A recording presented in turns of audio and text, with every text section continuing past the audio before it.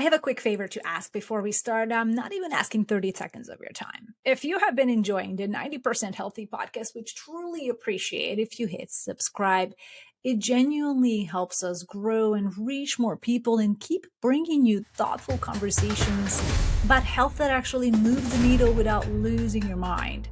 We're really, really grateful that you're here and continue to be. Now let's jump in the episode. Most humans have no problem putting themselves in a stressful state, right? But most humans, myself being the most guilty, don't complete the equation and drop into a parasympathetic state until we go to sleep. We are faced with paper lions on a daily basis, our taxes, our relationships, these things that while they will not eat you, they attack you as if they will eat you. It hits your mind. A light bulb went off in my head because I had that equation that chronic stress is the lead cause of cellular inflammation, which is the root cause of all mortality, right? I was like, why is nobody talking about this? Your nervous system hates being out of control because you don't know, and not knowing and uncertainty is a form of stress that a lot of people deal with.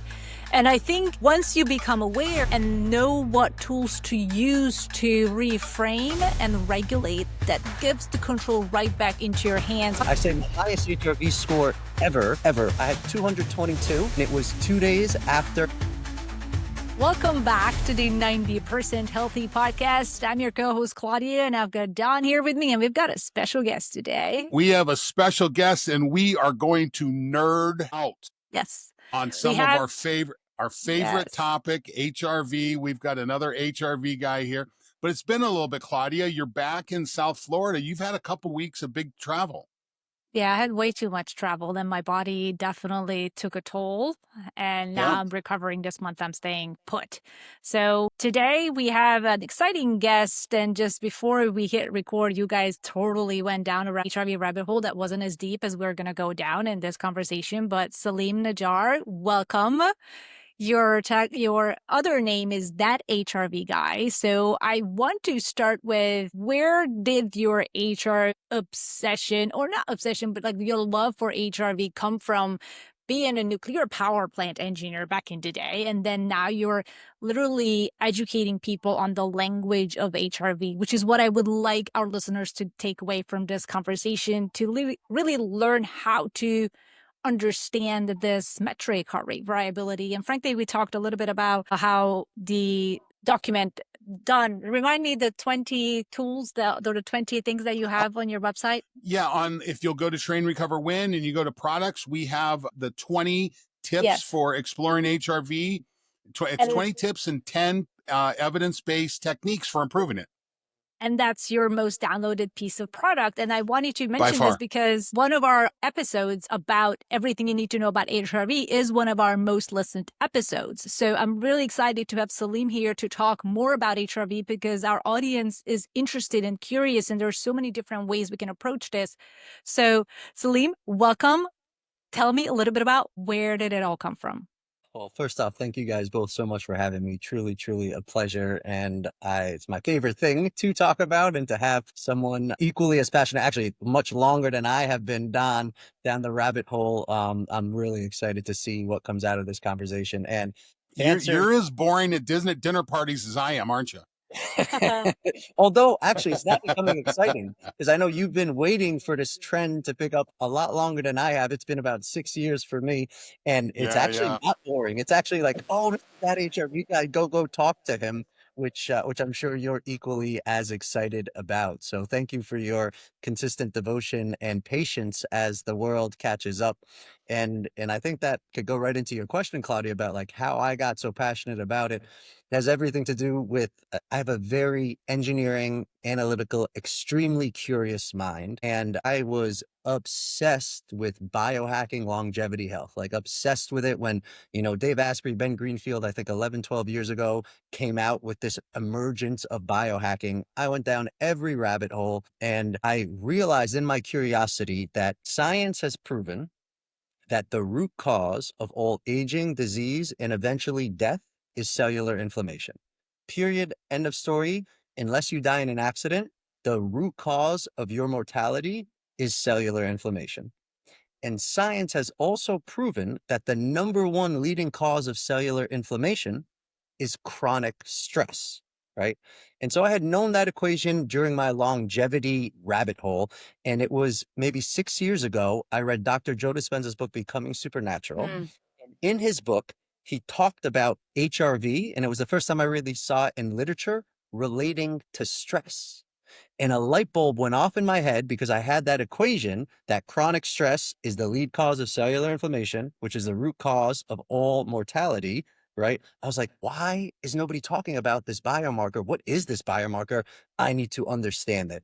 And that was really the foundation of my extreme passion over the last 6 years of going down the rabbit hole of HRV. And it's one of the things that I talk about foundationally before anything, like in my talk at the expo. I want the audience to understand that fundamental, proven fact about longevity, because if you understand that and you care about longevity, then you want to understand this biomarker.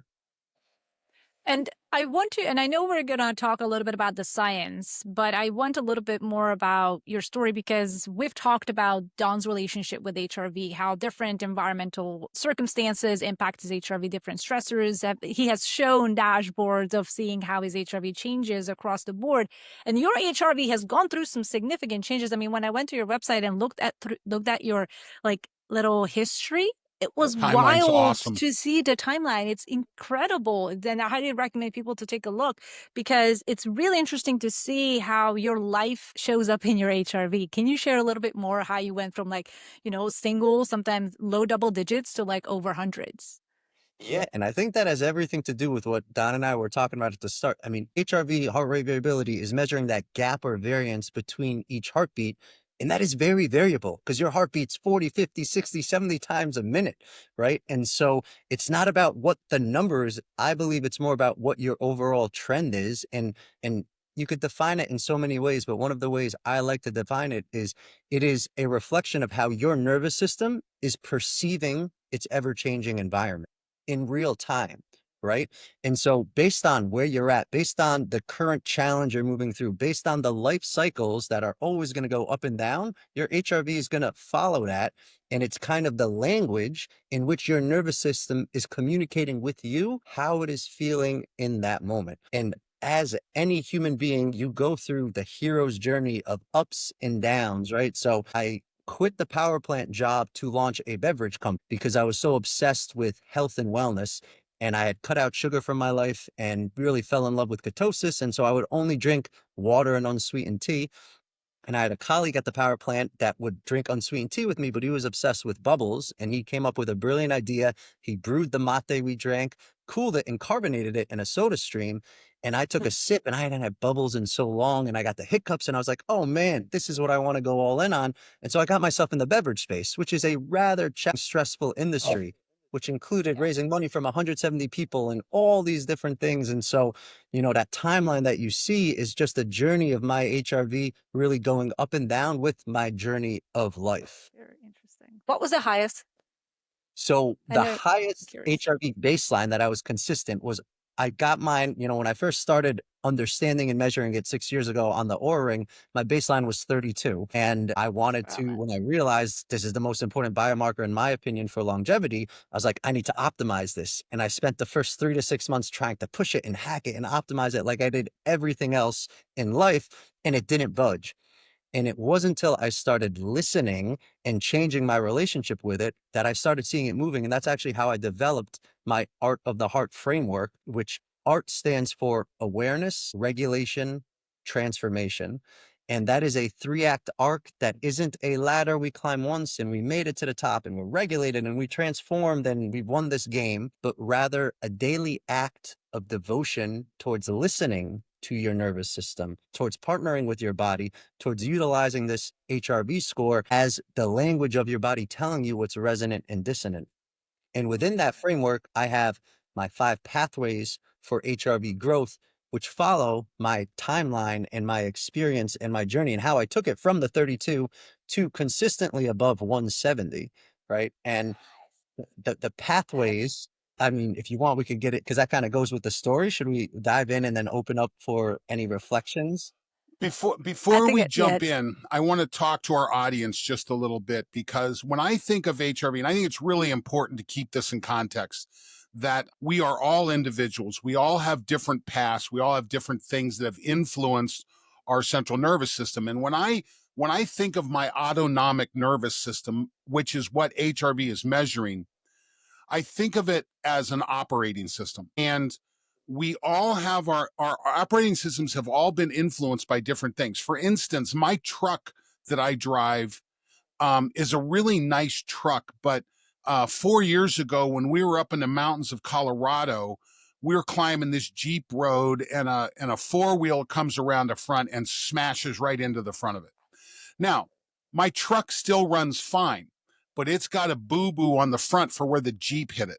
And in life, we all wind up with boo-boos from one thing or another. Some of us, and this is what's really important, because I don't know about you, Salim, but I have a lot of people when I say, hey, I've been able to hit a 70, 80, 90 HRV, they look at me like, wow, that's like superhero status. Well, no, a lot of mine are much lower than that, but you have your own past, and that past includes trauma, and trauma affects HRV. We always have to remember this. And where I've done most of my work with elite athletes, I see the impact of trauma on these athletes' ability to show resilience and so forth. So for our audience, I'd like to work through kind of what I call it's a four-leaf clover of this, that one of your leaves is your past. You can, but you have to have compassion, you have to have empathy, you have to have forgiveness, okay? Because that past was not your fault, but you got to work through it. Number two, there are practices, and this is one of the things I love about your site and I love about your content. Your practices for regulating your autonomic system are excellent, and I recommend this to our audience. Number three, if we're missing something in our body, it's usually a chemical process. We call these ligands. So there's little chemicals that travel through our bodies and land on receptors and do things. Well, if you don't have these ligands on board, the body's going to search for them, and it's going to send you a signal to go search. And that usually means lowering your HRV, causing you to get going. And again, this is with ketosis. Ketosis is a funny thing. I don't know about you, Salim, but I know when I'm in deep ketosis, my HRV drops because my body's saying, hey, you need to get some food in you. And it's in it. But, so that's the sign. So you have your past, you have your practices, you have your ligands and nutrients that you need, but then there are tools we can use. And we'll talk about this before we're done, whether it's vibration tools or measurement tools or transcarotid electronic stim. These are the four leaves on the clover, I think. Salim, your practices are excellent. And I want to make sure and get into that. I love your heart framework and those 5 pieces. So let's go ahead and spend some time talking about that. Yeah, and thank you for sharing. I love those 4 cloves, and I think it's super important. When I say 170, people's like eyes drop, and I immediately say, do not compare scores, because one thing science has proven about HRV is it is so uniquely individualized to the person. And I say, just like we have no 2 fingerprints that are the same, there's no 2 heartbeats in the world that are the same. And so somebody's score of 80 could actually be a healthier nervous system for them than somebody's of 170 like mine, right? And so comparing actually keeps you in the lower score, because if HRV is measuring how you are perceiving your reality, how do we perceive our reality? Through our senses, through our touch, through our taste, through our smell, through our sight, through our ears, but most of all, through our thoughts, through our relationship to what is happening outside of us. And so just to be super cognizant of that, which is one of the pathways. So thank you for pointing that out to your audience. And I should say it's not 170 now. And that's something I liked. It was 170 when I was in it training like an emotional athlete running the beverage company. I'm not running the beverage company anymore. I'm a lot happier. And my baseline now has landed between 90 and 110. And people are like, wait, don't you want to get back to 170? I'm like, I don't need to put myself in as much stress to get that higher number and train like an athlete. I'm very good where I am right now. And then people are very surprised when I say that, because again, you think the higher score the better. Yes, in general, the higher the score the better, but you need to find your sweet spot. And I humbly got shown that 170 was not my sweet spot, which goes into the story and the pathway. So wanted to just throw in that caveat before we really dive in. Sure. So let's talk about art. Let's talk about the framework and how you came up with that and how you utilize that. Totally. And that framework really is my life experience over the last 6 years that resulted in this framework and the 5 pathways. So again, art is awareness, regulation, transformation. And because, as you mentioned, Don, it is so unique to you and how you perceive this moment and reality. And we all perceive this exact moment differently based on our conditioning, our upbringing, our epigenetics, our ancestors, our DNA. So much goes in, all of that stuck trauma and emotion goes into how each of us perceive this moment. So what I have found for myself, for anybody I work with, is you need to bring awareness to how you are perceiving this moment, how your HRV is reflecting what it's feeling, then learn different tools and modalities to regulate in that moment. And when you consistently show up with awareness and regulation, transformation then happens, and you begin to see that baseline go up. And so if you weave that art framework in these 5 pathways, which is what I've done over the last 6 years, that's how I got my baseline to go from the 30 to above 170. And so let's talk about the awareness piece. In the absence of measuring, you have zero awareness. Okay, that there is not a good correlation between how I feel and my HRV. I can feel great, my HRV can be in the tank. I can wake up someday and have a great HRV, but just not feel right. I know as an athlete, there was many times I showed up for an event feeling pretty shitty. But man, I went into that event and I have one of the best performances of my life. And there's times when I show up feeling like $1 million and it just wasn't there.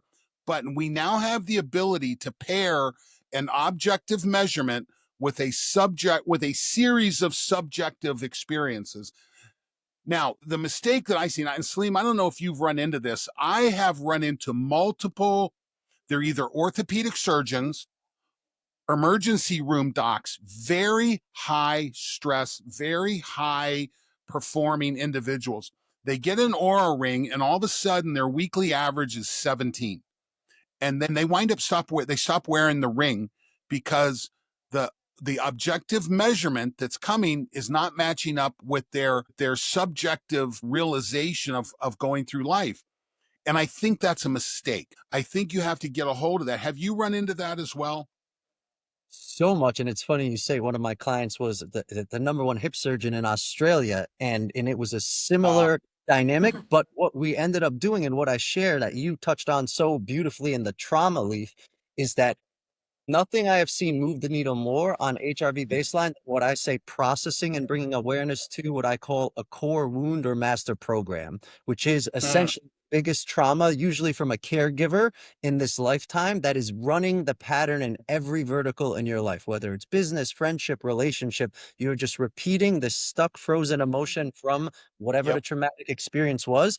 And that is keeping your HRV at a lower baseline, including my own personal one. 100%. I say my highest HRV score ever. I had 222. And it was 2 days after an ayahuasca ceremony that I processed my biggest trauma around my father passing and stuff like that. And it was called the Aya Glow, but it was so cool for me to objectively see going through that experience and really feeling and processing that traumatic experience, what it did to my nervous system.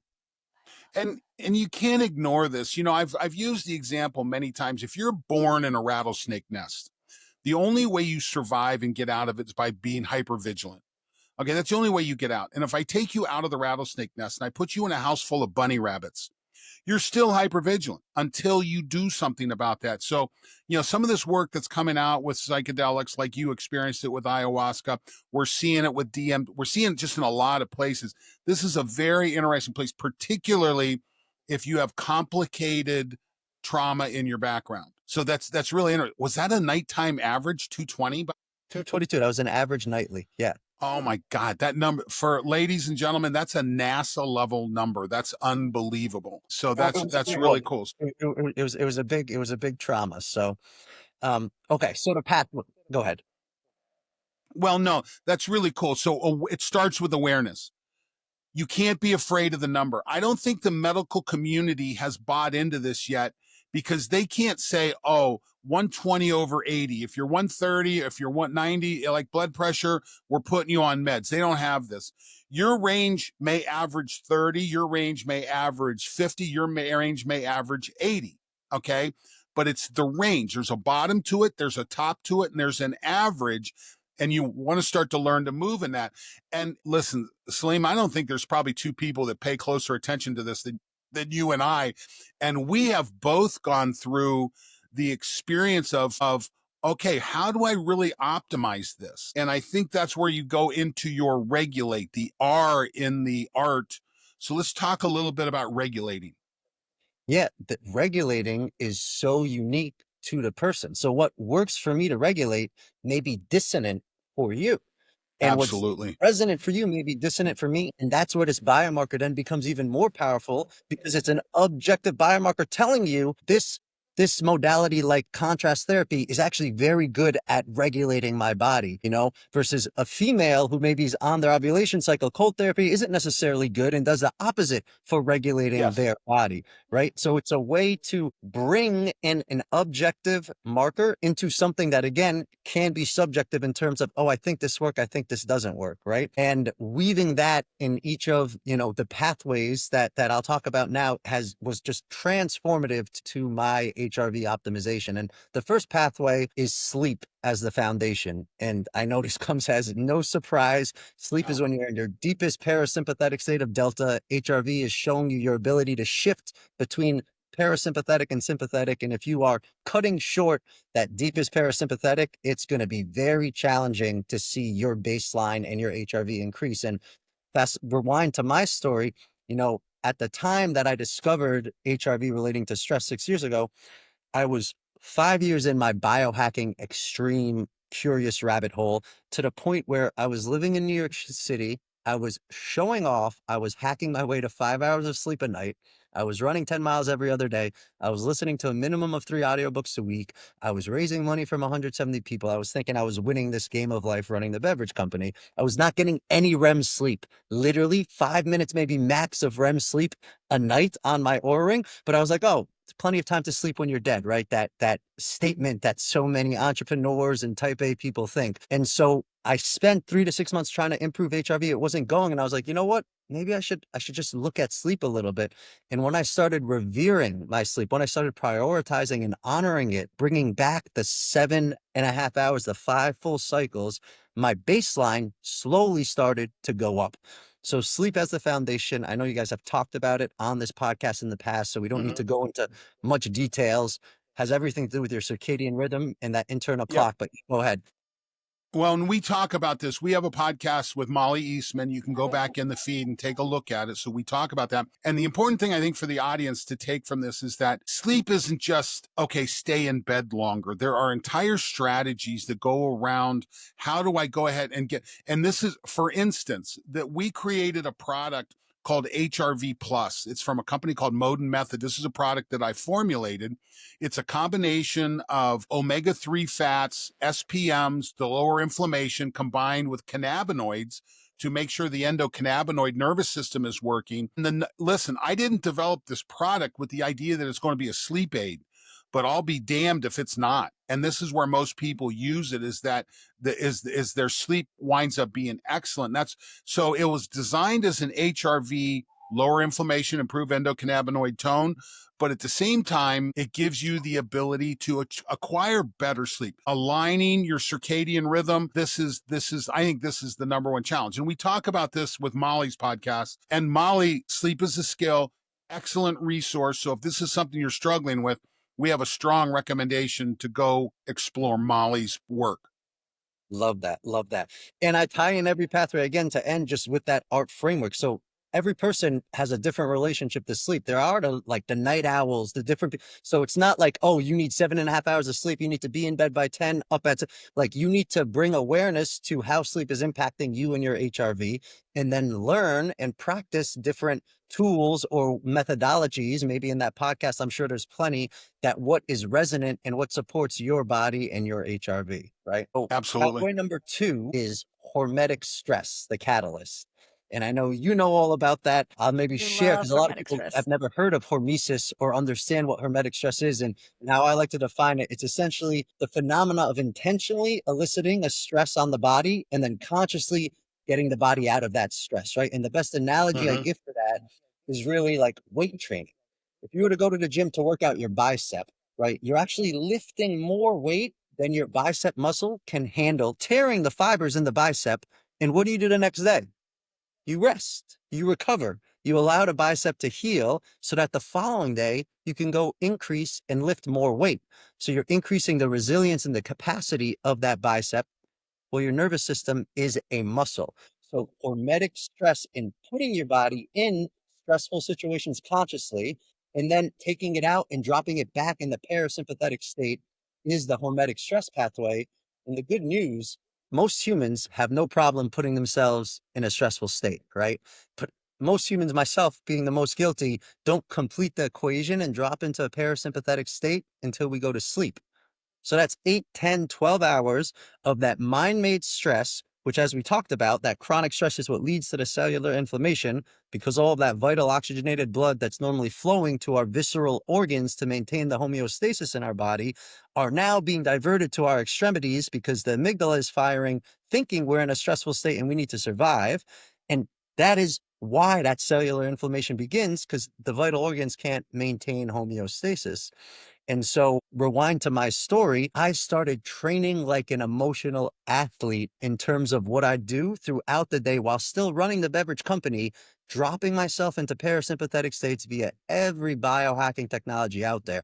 Binaural beats, contrast therapy, breath work, meditation, NSDR, all the things throughout the day multiple times, dip into a parasympathetic state, and then go right back to the investor call or the meeting to go back into a high stressful state. And it's that fluctuation that increased the capacity of my nervous system. And over that 2-year stress, I was able to get the baseline from the 30 to above 170 by training it to the extreme. And that is the hormetic stress pathway. I love that you mentioned. Go ahead. Yeah, we both. It's just really nice to hear, because a lot of people, when they talk about hormetic stress, they only talk about the physical element of it, of training and doing the things that put my body into stress through a physical modality. And it's really nice to see how there is a way that you can optimize and increase the resilience of your nervous system through emotional hormetic stressors. And whether it is high cognitive tasks and then downregulating into that parasympathetic relaxation mode, or doing the different modalities that allow your body to tap into more that parasympathetic state in between those high sympathetic hours that you spend running a company or running a household. So it's really nice to see that hormetic stress doesn't only mean physical, but also emotional. So it's good to keep in mind. No, I love the way you talked about that, because I think one of our challenges is as disciples of this thing called HRV. Listen, we've seen it, we understand it, we know the value. We're going to be talking about this all the time. The word stress gets thrown around far too often as a pejorative, and we have to make sure and understand that stress is a big category. In that category, there are eustresses, there are positive stresses, and there are distresses that we have to start to take a look. And I think this is one of our challenges, like I said, as disciples of this science, about how can we get more people tuned into this. And I think language winds up being very important, because stress isn't all negative. So one of the things I wanted to talk about, we talked about a little bit before we started recording, but there is a book out there that I was introduced by a listener of our podcast. Marie reached out to me and said, hey, what do you know about positive intelligence? And there's an author, he's a Stanford psychologist, Shazad Shamin. And one of the things he talks about in his model is that your mind, we have a central nervous system that adapted to lions. Okay. And it's important. It's got to work. But most of us don't suffer lions anymore. But we have, as another podcast guest, Dr. Raouf Garbo said, we are faced with paper lions on a daily basis, our taxes, our relationships, these things that while they will not eat you, they attack you as if they will eat you. It hits your mind. So Dr. Shahzad talks about two things that I love this model. Saboteurs, part of your brain, those paper lions are saboteurs. And there's a whole section of them. There's like 8 different saboteurs. Judgment being the biggest. Judging others, judging yourself, judging the situation. And your ability to shift. Well, you also have sages. You have 5 sage capabilities that you can take a look at. And those sage capabilities, empathy, exploring, innovating, navigating, activating, these are all tools that you can use that I think fall beautifully into your regulation element of your ARC framework. And I think that also, this also go into your next pathway, reframing, learning to recognize the saboteur, label it. Oh, there's my saboteur again. Yeah. Labeling it, setting it aside, and then coming in with a sage response. I think this is beautiful. And I think it completely supports what you're talking about in your 5 pathways of growth. I mean, a lot of the times I think, and I wanted to just chime in real quick because something hit my head where you're talking about awareness and then having the power to reframe. I think once the body hates being out of control. Your nervous system hates being out of control because then you're worried about something eating you or some type of a danger that is ahead because you don't know. And not knowing and uncertainty is a form of stress that a lot of people deal with.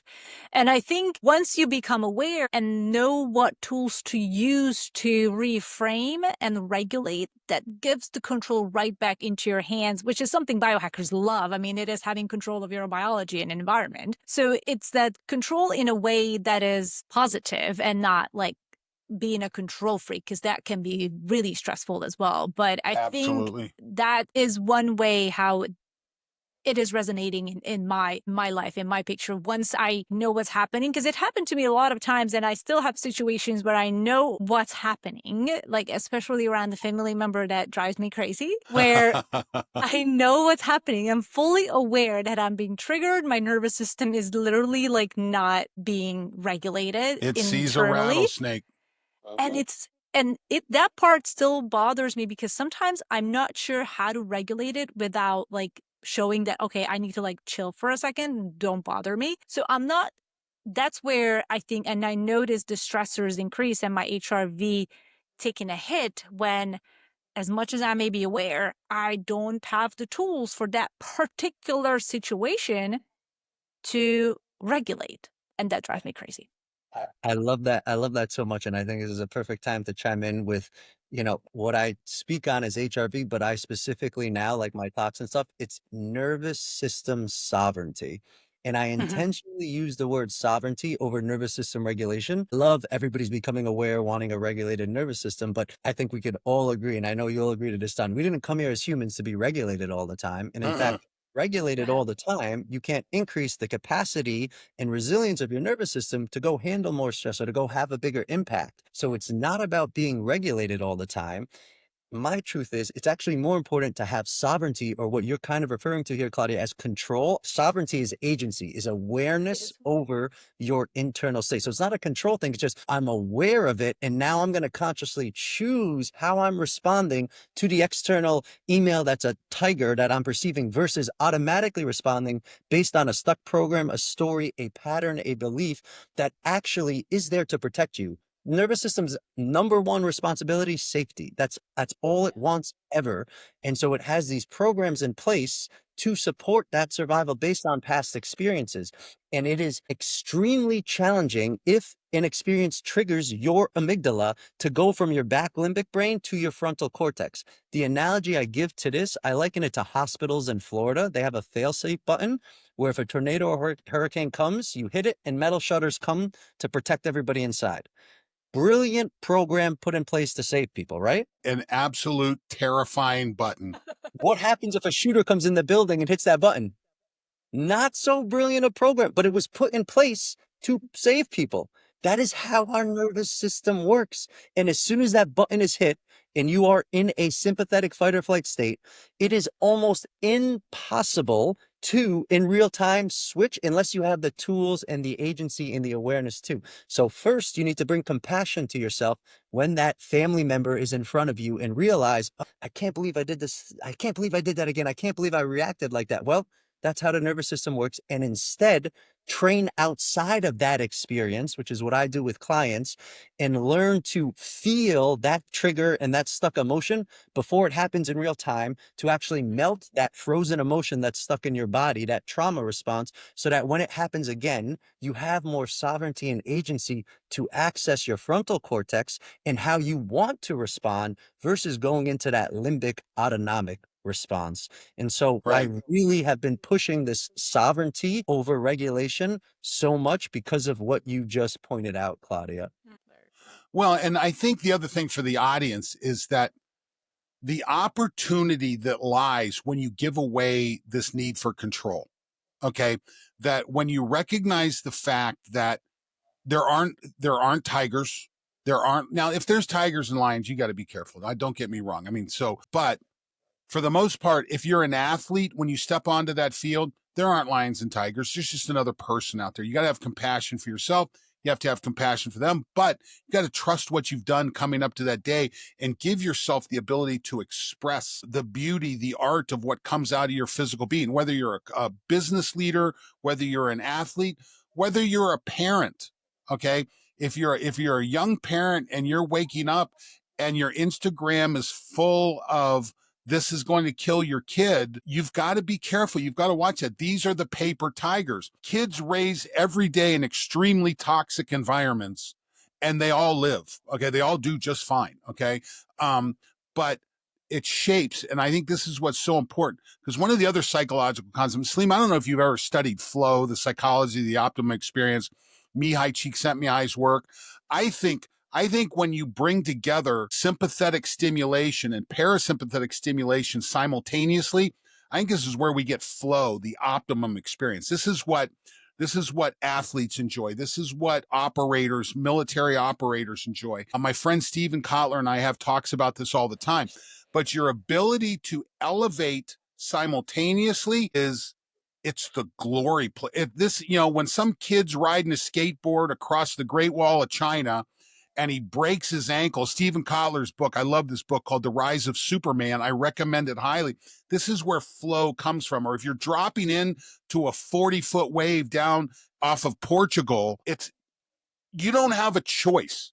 You have to be on. Okay. It's on or dead. Okay. So that's the thing about this.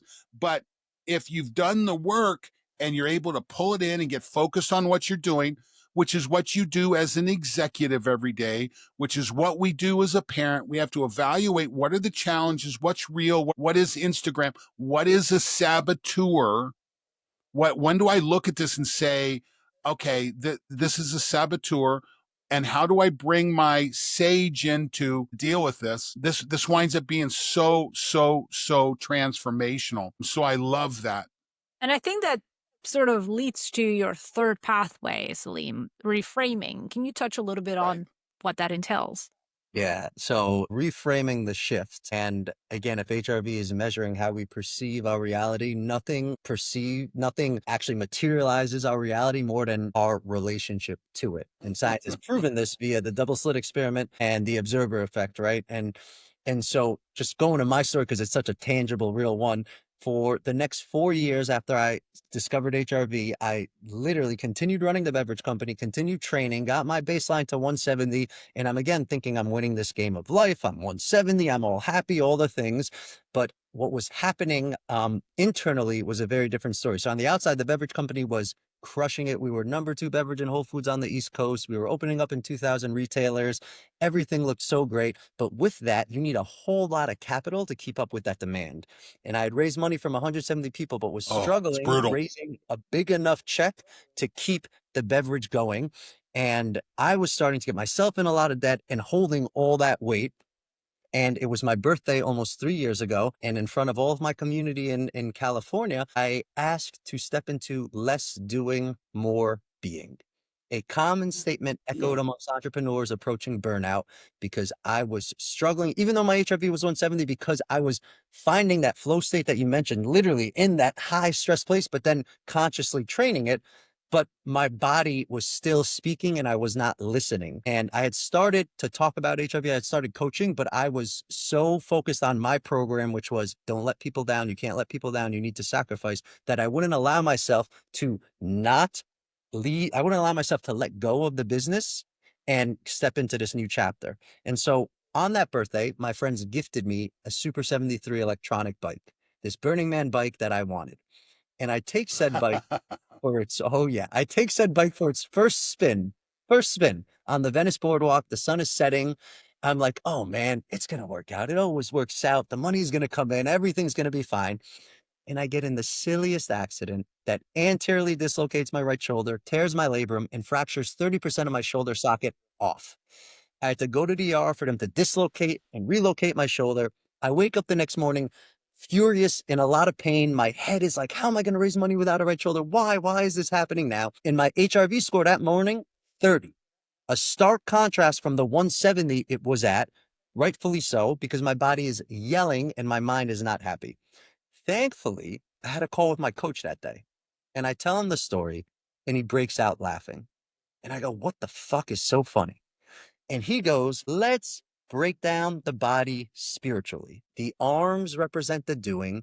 The torso to body represents the being. The shoulder connects the doing to the being. To the being. I What love did you that. ask for on your That's birthday? nice. Less doing, more being. What did you get? Careful what you Exactly ask what for, huh? you asked for. The gifts in front of everybody that you asked for it. How can you not laugh at the cosmic joke of this simulation that I call an educational simulation, right? And the second he said that, I broke out laughing and I was like, oh my God, my body is yelling at me, let go, move on. But I didn't listen to the point where it had to physically force me to let go. And I said, you know what? I hear you. I'm going to let go. I'm going to step into this next chapter. And I shit you not, 24 hours later, same dislocated shoulder, same pain, but my HRV, 97, tripled simply from me changing my relationship to the injury happening for me. That's a big change in 24 hours, right? That is the power of reframing. That is the power of being conscious and aware of how you are relating to what is happening for you versus it's happening to me. And why is this happening, right? So that simple reframe, profound shift in how your nervous system is perceiving its reality and what your HRV score is telling. Is that intentionality, Salim? No, that's the next pathway, which we could Okay. get into right now. We'll go into pathway number 4. So 1, sleep; 2, hormetic stress; 3, reframing; 4 is intentionality, the alignment, right? And so I'll go back to my story. I said I was going to let it go, but I didn't want to just totally, I wanted to see if there's a way I could still have it survive without me running it. And it took about 6 months, but we found the holding company that acquires distressed beverages. They purchased our brand and asset. We put together an APA, asset purchase agreement. They started a new company. I convinced them to take our cap table. So all 170 investors own a portion of this new company, which they had never done. They took our debt to the suppliers so they could keep producing, but the rest of the debt fell on the company's shoulder, which dissolved, and I was the guarantor for. So it literally fell on my shoulder. So I had to file for personal bankruptcy, which was the final dissolution of every part of my beautiful mind and ego that was so attached to this identity. And so I did what most people do in that situation. I went to That was hard, wasn't it? to eat, pray, love. Oh yeah. Yeah. That was a nice challenging one for the ego, right? And so I go to Bali and every morning I contemplate my beautiful wish, less doing, more being. And every morning my mind comes in and it's like, but we love doing. We're so good at doing. What are we going to do if we're not doing? That incessant, beautiful engineering mind. Until I finally had an epiphany one morning. That statement, less doing and more being, is mind-made and dualistic in nature. And it implies that doing and being are mutually exclusive. When the reality is we're always being, even though we're unaware of it 99% of the time. And we're always doing, even if we're sitting or sleeping or breathing. So it's not about doing less and being more. It's about the intentionality in your doing, the why behind your doing. And what I have come to find in myself is that HRV is a reflection of how aligned you are with your why, with your purpose, with what your body resonates with most. And a compass needs 3 points to triangulate. So in this situation, the 3 points for HRV is 1, what you're perceiving; 2, how you're responding to what you're perceiving; and 3, something to compare those two to, your why. And if you are not auditing your why, if you are not bringing curiosity to what your intention is, then you are, if you're like me, guilty running on an old program of, for me, sacrifice. I can't let people down. I need to, which is the fuel to build the business, but it may no longer be resonant for your body after a certain amount of time. So the importance of auditing your why and aligning your actions with what is resonant with your body have been instrumental to my own HRV growth and any client I work with, because that shapes how we perceive our reality. And that's the intentionality pathway. I love that. And that's so great. Salim, let me ask you a quick question. I believe someone who let's say they buy an Oura ring, they start wearing it, they have a nighttime resting average of 25 milliseconds. Let's just pull a number out of the air. If that person engages in behaviors, ligands, and products, tools, which is, we've all played with them, right? Some work, some don't. Some work for me, some won't work for you. You know, it's we're all different. But I think that 5-point move for that person going from 25 to 30 is as impactful as someone going from 100 to 120. Would you agree with that? 100%. 100. And to me, any uptake in a baseline is impactful regardless, right? And obviously, if you're at a lower number, it is exponentially more impactful than if you're at a higher number. Right. Okay, so and then your last pathway to growth, community. That's so important. And that's the amplifier, I call it. And that, I mean, science has proven this in every blue zone in the world. One of the pillars is community. The longest study in human history, the 80-year Harvard case study, you know, which took 72 youth from Boston, followed every aspect of their lives, including medical records, spouse interviews, colleagues, everything, 3 generations of scientists to see what led to a longer, healthier, happier life. And after all of that data, they came back with one thing, and that was relationships, and not quantity, but quality. And just from a nervous system perspective, that has everything to do with, again, if a nervous system's sole responsibility or biggest priority is safety, one of the things that makes us feel more safe than anything is being authentically seen. Having a mirror in front of us that we don't need a mask, that we can actually just be and be seen in a vulnerable way in relationship with someone is so crucial. And I want to clarify that community doesn't mean a lot of people. It's the quality. So for some people, it's one spouse, it's a church, it's whatever it is that you can just put down any of your guardrails, put down that brick wall and just be, is so important for the health of your nervous system. You know, and I think when we start talking about external gadgets, this isn't a gadget, but it's an external. You know, a good counselor, if whether it's your relationship with your spouse, your relationship with your friends, these kinds of things. Listen, as a guy who's been married for 37 years, we have had a lot of marriage counseling in our relationship, and thank God I had a great sports psychologist back when I was single, developed a respect and a desire for good coaching. Then when you come into a relationship, you know, listen, it's not easy. Okay. It takes a lot of work, and you better be in love, because it takes a shitload of work. It's not easy.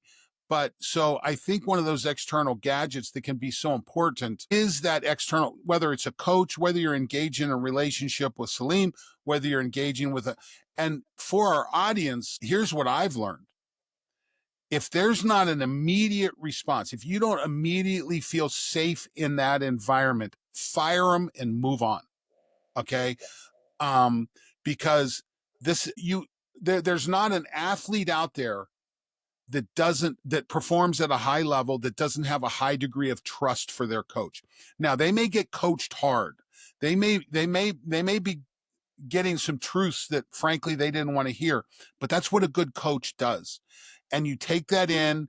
And if you're willing to accept this, if you have compassion for yourself, if you have empathy for yourself to say, okay, I see where this comes from, not my fault, part of my environment, I'm going to go ahead and accept this and move on and change and adjust.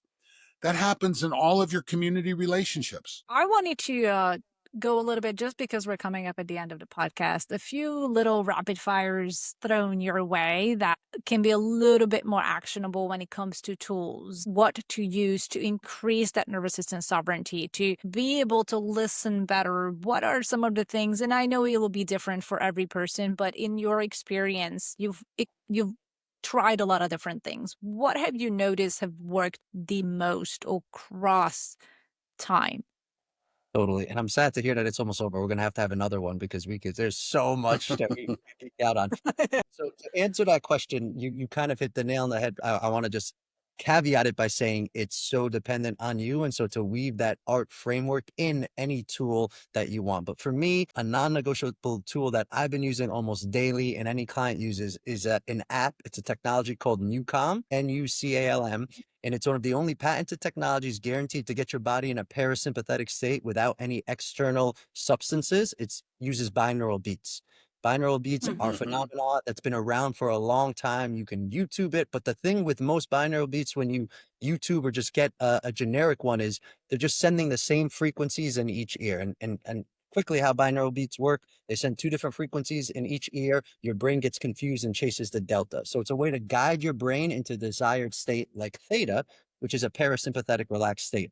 What sets new units to support guiding it. And then when it gets to that 6 hertz theta, it oscillates so that your brain never recognizes it. And then at the end, it goes back up so that it's like a power nap, right? Tony Robbins calls it the best power nap out there.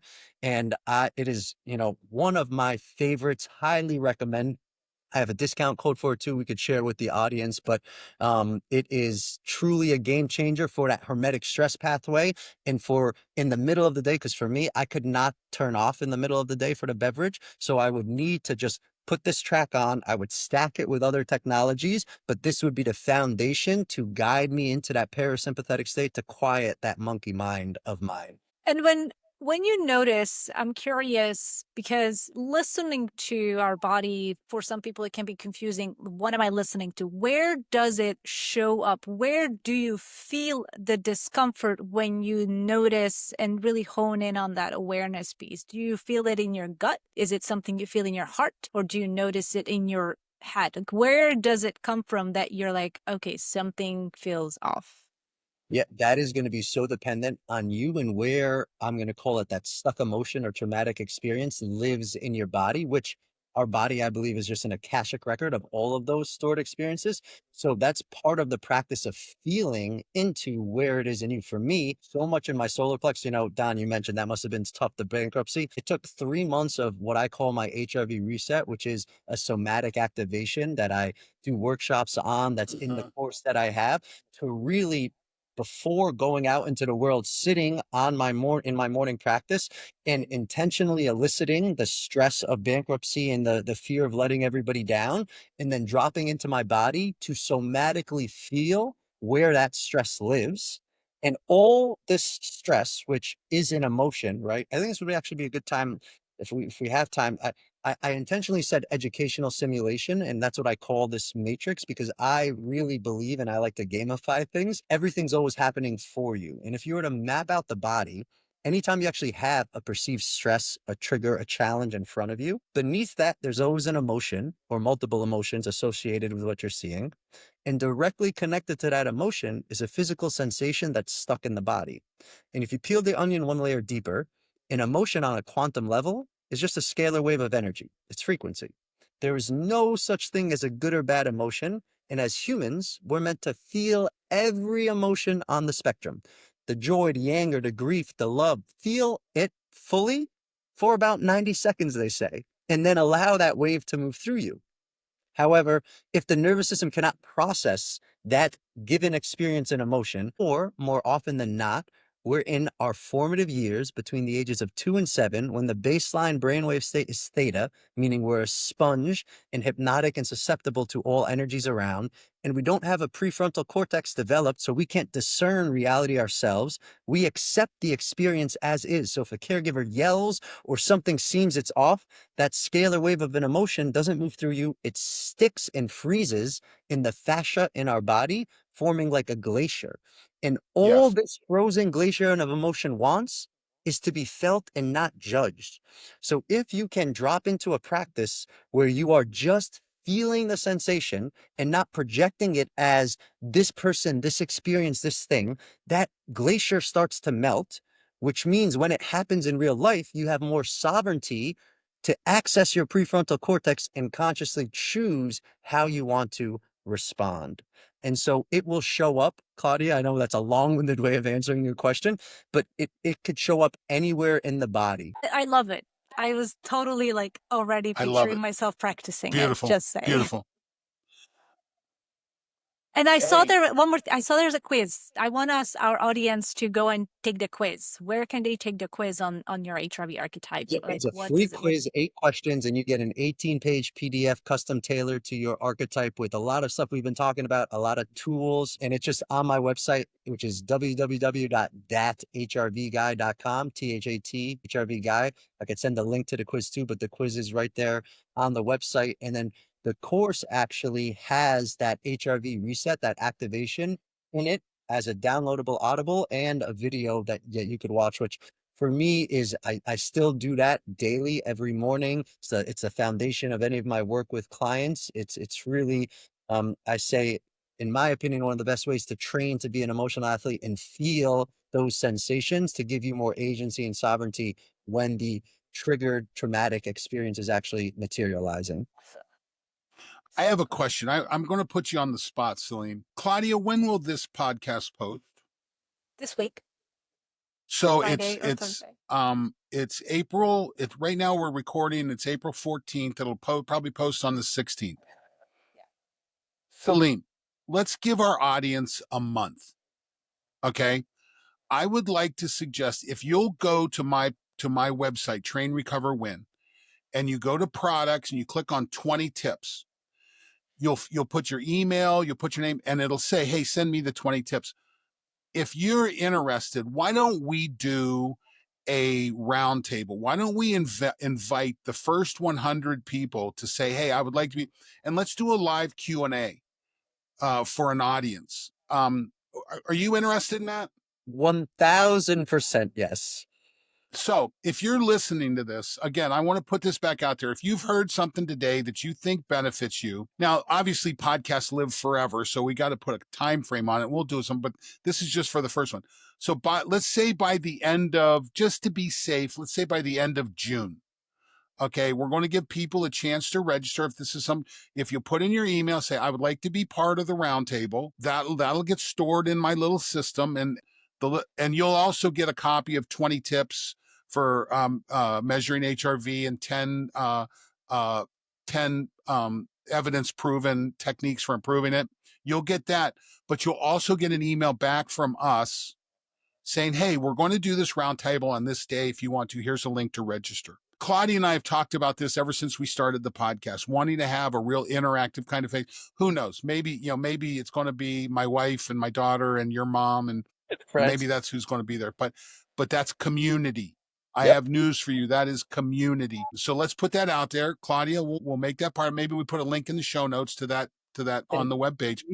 Can we also throw in with the 20 tips, the HRV quiz and the PDF guide that comes from it? So if they do both absolutely, I'll put that in the response. Yeah, absolutely.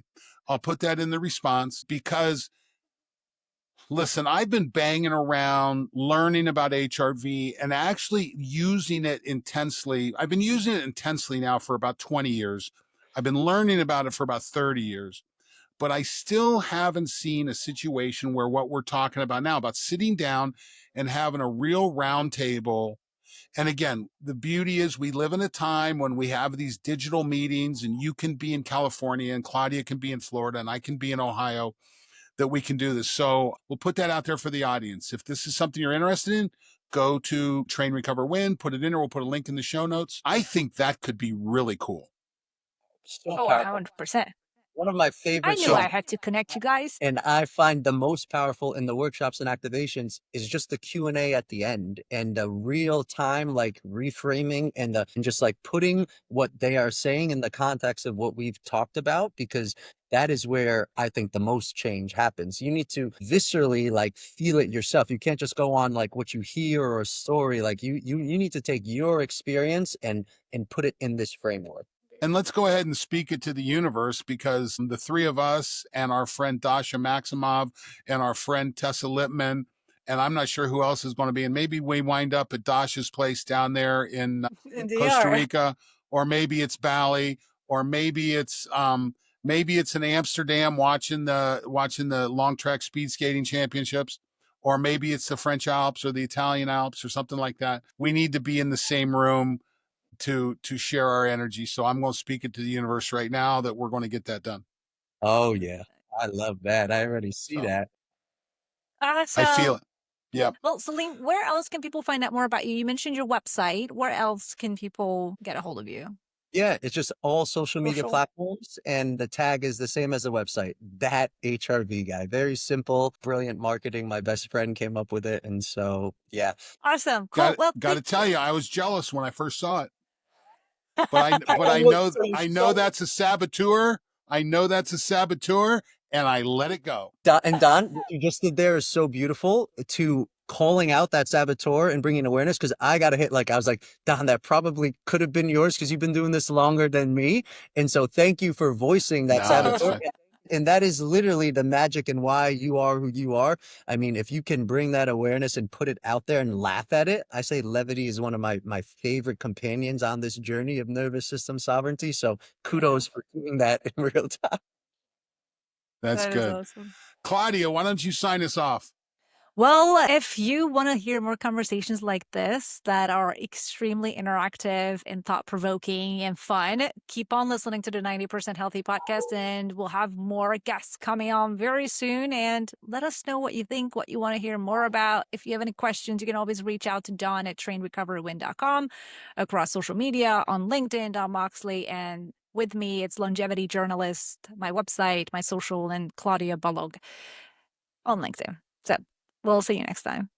We can't wait till we get this crew back together. Thanks so much for your time today, Salim. Thank you guys so much for having me. Really exciting.